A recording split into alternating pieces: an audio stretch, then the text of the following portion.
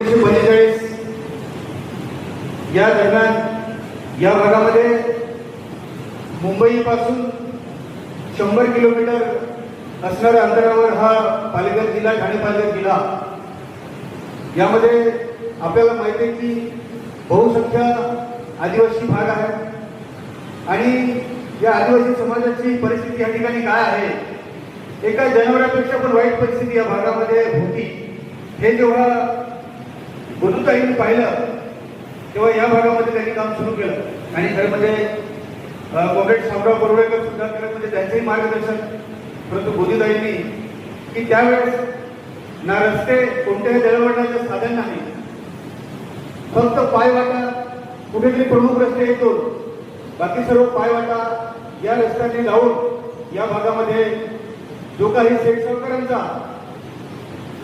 जो अन्याय महिलांवर होत होता,